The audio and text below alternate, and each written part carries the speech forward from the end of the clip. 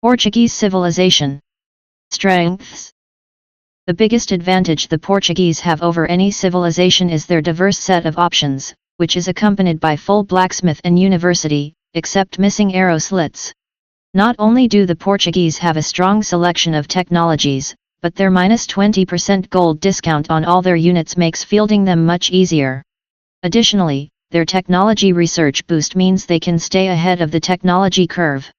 They receive 0.33 wood per 1 food when gathering from berry bushes, which gives them more early game versatility.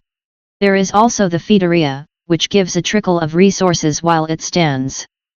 When depletable resources such as forests, stone mines, and gold mines are scarce, the Feitoria will compensate for the lack of resources by auto-producing them. It can also be used as an immediate boost to an economy, as they are not tied down by town center production time. The Portuguese are strong at the archery range, they only miss out on the heavy cavalry archer and Parthian tactics upgrades. For the barracks, they get halberdiers and champions, but lack squires. As for their cavalry, they have fully upgraded light cavalry and cavaliers, but lack the hussar, paladin, and all regional units. Their siege is also decent, with bombard cannons and onagers with siege engineers leaving them without want. Their monks have every available upgrade except for illumination. Thanks to Arquebus, gunpowder units can hit moving units much easier. The organ gun has a spray damage effect at range, so injuring infantry lines or rows of archers will be more effective. The organ gun fulfills the same role as the scorpion, hence making lack of heavy scorpion only a minor setback. The Portuguese have an incredible navy. Excluding their increased accuracy cannon galleons, they have ships that are more durable with plus 10% hit points right off the bat and, after Carrack, +1/+1 armor. The Caravel brings the raw damaging advantage of scorpions on land to the water, making them great in tight areas. Early game, the civilization is modest and capable of holding on its own due to the wood generation from berry bushes, 4 foragers equals 1 lumberjack. If Drewsing, the gold discount is helpful since one can go for the 3 militia rush without collecting extra gold. When going for an archer rush, the Portuguese gold discount, saving 9 gold, is stronger than the Mayan archer discount in the feudal age, 2 wood, 4 gold. The gold discount, the extra ship hit points, and the berry bush bonus come together to help smooth out the Portuguese early game on water maps, especially with the fire galley. Weaknesses. The Portuguese Navy lacks the fast fire ship and shipwright upgrades, the latter making it harder for them to keep up unit production, in addition to losing out on 20% wood on ships, but instead having 20% gold instead. The Portuguese army lacks mobility. The final upgrades for the light cavalry, cavalry archer, and nightline are missing, and camels are absent entirely. They also lack squires, which means their infantry have more trouble engaging in fights. Additionally, slow-moving organ guns and bombard cannons are often a part of the Portuguese army composition. At the siege workshop, they lack heavy scorpions, but the organ guns replace them, to some extent and degree, siege onagers and siege rams, making their siege tree somewhat empty. Strategy. Early in the game, their gold discount on units will help them to train several militia in the Dark Age or archers in the feudal age to defend themselves. The latter is the recommended strategy in most 1vs1 or free-for-all matches for Portuguese players in open maps. The gold discount on militia is a trifle, but okayish on archers. Reaching the Castle Age should be a priority when playing as the Portuguese. The Castle Age opens a wider array of opportunities to use the Portuguese discount bonus, as it will apply to important and gold-heavy units like monks, knights, and siege units. A cavalry archer rush is not recommended, as they cannot be upgraded in the Imperial Age. They will also get access to their unique unit, the organ gun, which is great at attacking low-pierce armor units. In the late game, the Portuguese should focus on creating gunpowder units as required. Normally, gunpowder units have a lot of problems with moving targets, due to their inaccuracy at long range. With Portuguese, that is not the case, as their unique technology Arquebus lets them hit these. Arbalesters, hand cannoners, or organ guns should be used as the backbone of the Portuguese army, complemented with bombard cannons. Halberdiers or light cavalry should be used as front-line support depending on enemy units, or replaced with champions or cavaliers respectively when gold is not in short supply. A Portuguese player does not have to worry as much about scarcity of gold, stone, or even wood and food in the long term, as their feitorias can produce those resources slowly but constantly, enabling them to continually produce gold units, even when the game enters the trash wars. Bombard towers can be built with all the excess stone generated from the feitorias, either offensively or defensively. The Portuguese are immensely powerful on the water, being strong in all stages of the game.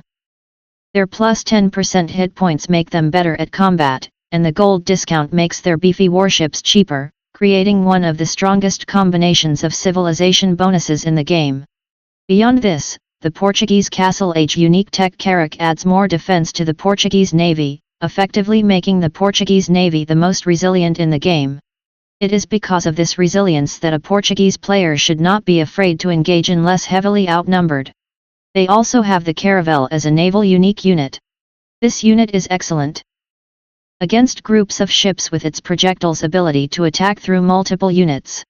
Also, in maps like Islands or Archipelago, in which the wood and gold run the risk of being depleted, feitorias will provide the wood and gold required for their ships in the late game, assuming the player and their opponents are close to depletion of those resources from the map. Strategy changes in the definitive edition. The Portuguese economy received a boost, as the production rate of the feitoria is raised and the gold discount on units increased from 15% to 20%.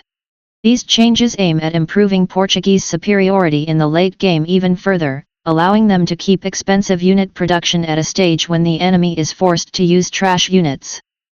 With update 42848, Portuguese now research all technologies 30% faster, excluding advancing ages, which has both military and economic implications.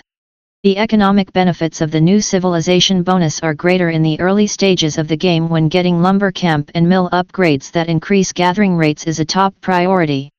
Research time of essential town center technologies like loom, hand cart, and wheelbarrow is also affected, meaning that town centers can get back to producing villagers faster and give the Portuguese player a slight villager lead over their opponent. The faster research time can also be exploited for a rush, as the Portuguese will mostly likely get important military, example upgrading militia to man-at-arms as soon as reaching the feudal age, upgrades before their opponents. Lastly, the Portuguese can now try monk rush, as they have the cheapest monks in the game and can get redemption quickly. Alliances. As a booming civilization whose civilization bonus kicks in more thoroughly in the late game, the Portuguese should ideally play in the pocket position. However, a Portuguese player can be powerful in any position, due to their gold reduction bonus. They focus on strong ranged units, so they work best with an ally with strong melee units. Their team bonus gives the entire team a technological lead. Aztecs, considering the feitoria bonus, Portuguese also function well with Aztecs, as this team will not have to worry about gold in the late game, thanks to the Aztec Relic Gold bonus. Also, Aztecs are a good early game civilization but lose this status later in the game, and Portuguese are exactly the opposite, both can protect the other in different moments of the game. Dravidians, the Dravidian team bonus makes Portuguese docks easier to afford. The Dravidians also specialize in infantry, which pairs well with the Portuguese's ranged units. Incas, the free early llama helps the bona fide Portuguese econ and faster techs into rushing. Inca stone discount can also help the teammate to defend their Portuguese ally into reaching late game, and slash or leave more stone open for feitorias. Japanese, their team bonus aids the Portuguese's strong galleons. They also focus on strong infantry and greatly appreciate the strong bombard cannons of the Portuguese. Vikings, their team bonus aids the Portuguese's strong navy. They also focus on strong infantry, which pairs well with the Portuguese's ranged units. Advantages vs other civilizations. The organ gun, being a gunpowder siege unit with high damage output and a spray attack, counters almost all kinds of infantry, with some exceptions, see in disadvantages. Even the infantry of prominent infantry civilizations are vulnerable, especially if they are deployed in large numbers. Also, they fare well against foot archers, particularly skirmishers, especially if they are in packed formations, so civilizations may have to protect their archery from other units. The Caravel, being a ship that deals splash damage in a straight line, like the Scorpion, and having similar characteristics to the galleon, can counter masses of enemy ships, especially in dense formations, if deployed en masse, so naval civilizations that may rely on numeric superiority to thrive will have a hard time against them.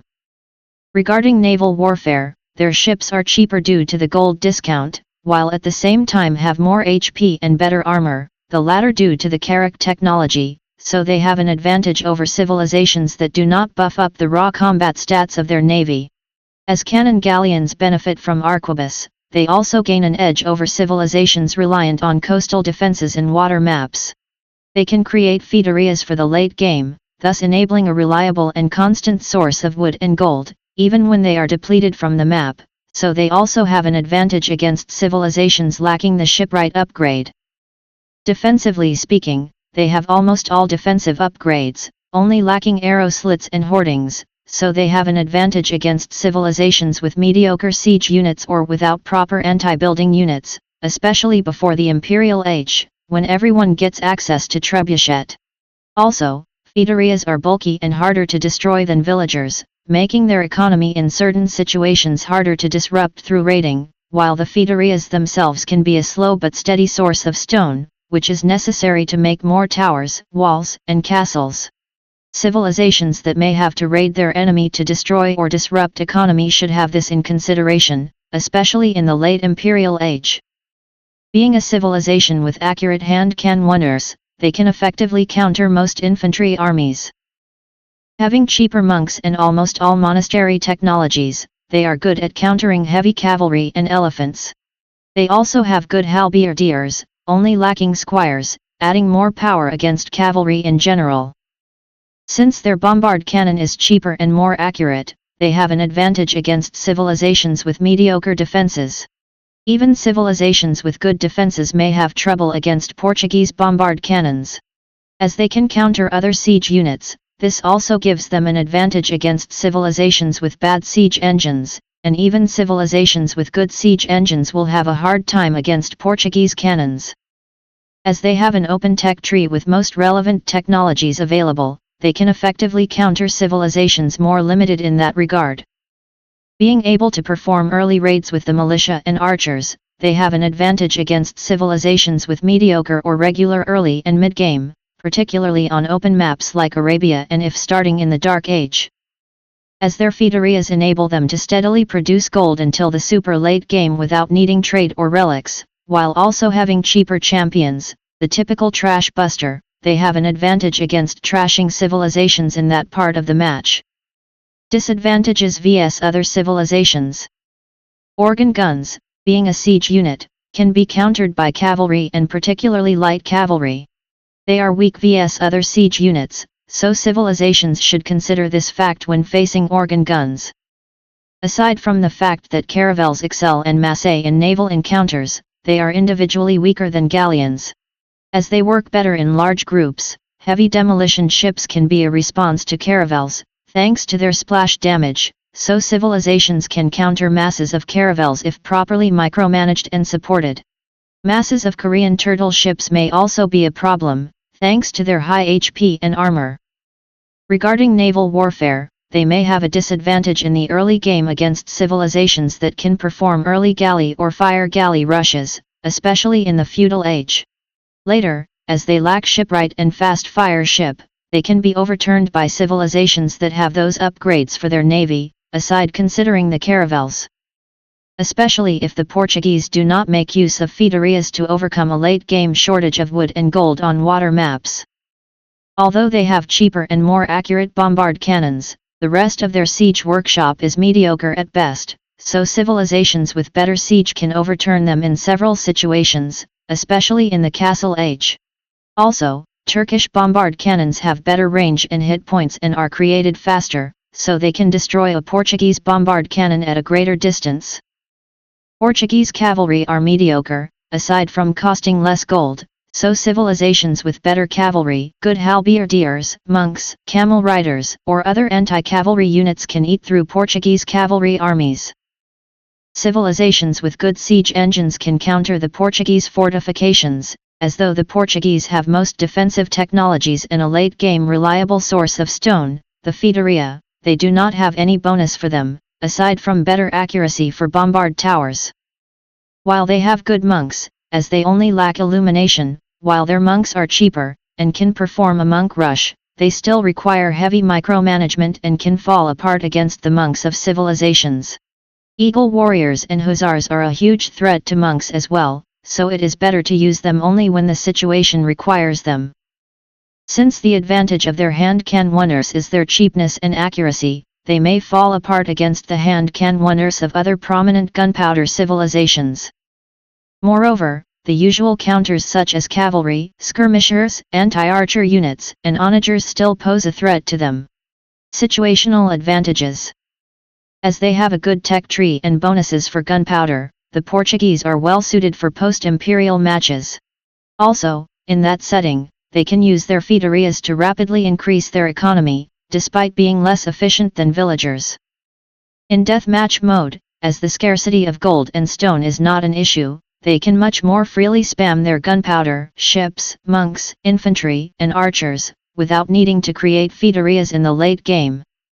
In densely forested or closed maps, like Black Forest, they can wall up and then improve their economy and army, so they get an advantage over early game civilizations. Similar logic can apply in maps like Fortress and Arena, as they start the game walled up. Having most improvements for monks, while also being cheaper, they may take that as an advantage in the Capture the Relic game mode. In high population matches, from 300 population cap to 500, their Feitorias are much more useful, since they can be used to increase the player's economy faster in the early Imperial Age by deploying houses and then Feitorias, as in these settings the player will not be too constricted by the 20 population cost of Feitorias. Their team bonus is much more useful in nomad maps, as in this setting all allied players will know the starting locations of the villagers of the team, enabling them to perform some peculiar tactics, like coordinated villager rushes early on or reuniting all the team in the same part of the map for better defending themselves. Thank you for watching the video. Please give me a like or follow me so I have the motivation to create more new videos. Chanel Jahamvwi thanks you very much.